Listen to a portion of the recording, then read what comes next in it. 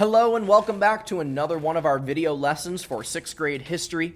Today we are going to be discussing the first 6 early colonies that were established as a part of Great Britain or England's mission to travel across the Atlantic Ocean and start settlements or start communities in the New World. All right, and there are going to be 2 main reasons why the English were starting colonies. The first reason is going to be economic, and if you remember from our West African notes and our motivations, obstacles, and achievements notes, economic, when we hear that word, you got to remember that we are talking about money. And I'm going to keep reminding you guys of this every time we hear this word until it is ingrained into our memory that as soon as you hear economic, you think money.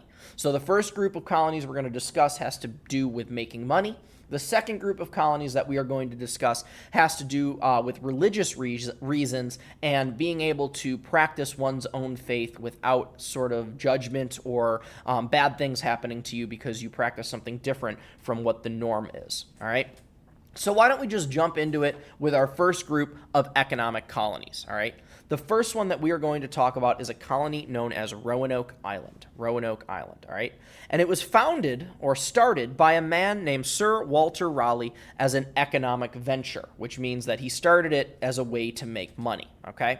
So he presents this idea, he gets the money to get his expedition and his exploration party going, buy all the supplies, and they take a couple-month journey across the Atlantic Ocean and settle in Roanoke, North Carolina, so the state directly beneath us, okay?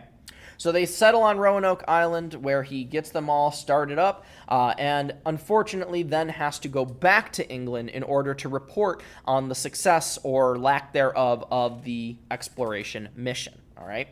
So he goes back to England, but while he's there, England gets itself locked into a war, and all of their ships are being commissioned or used for military reasons. So even the ships that were used for transporting goods and materials or transporting people, those have all been turned into military ships. So he is not able to return back from England to the New World, to his Roanoke Island colony, for another 3 years. Can you imagine your leader just being like, hey guys, got to go back and check in with the boss. I'll be back in a little bit. And then he doesn't show up again for 3 years. And of course, when he returns, no one is there. Everyone has disappeared.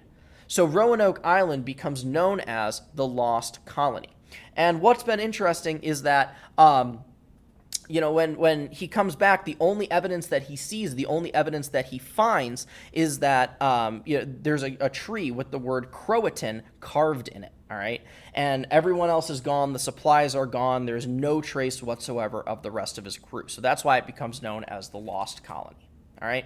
So obviously that one was unsuccessful. It is pretty much known or thought to be that all of the settlers had died in whatever terrible attack may have happened on the Roanoke Island colony.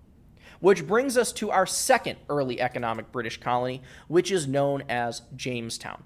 Jamestown, we should at least be familiar with this name to some degree, since this does exist right here in our own Commonwealth of Virginia and really not far from us at all, okay? And Jamestown was founded by a group called the Virginia Company of London as, again, an economic venture or a way to make money. And it was founded in the year of 1607, all right? And I would definitely make sure you star that date because it's going to be important, and I cannot stress enough how much that may show up on a test, okay? Jamestown ended up surviving. It ended up being a successful colony, and it survived because of tobacco. Tobacco is something that we call a cash crop, which means that if you have the right conditions to grow it, it is going to be easy to grow, it is going to be easy to process, and it's going to make you a whole lot of money. And because of this tobacco trade and the success of this crop, it becomes the first permanent English settlement in North America. All right? So again, Jamestown, 1607, and it's our first permanent English settlement. Our last economic colony, our last economic related colony is known as Georgia, okay? Georgia obviously being the state that is directly above Florida in present-day United States, but back then it just started out as a small group of people trying to survive for the first time in the New World. And it was founded by a man named James Oglethorpe, who brought people known as debtors over from England in order to start this colony.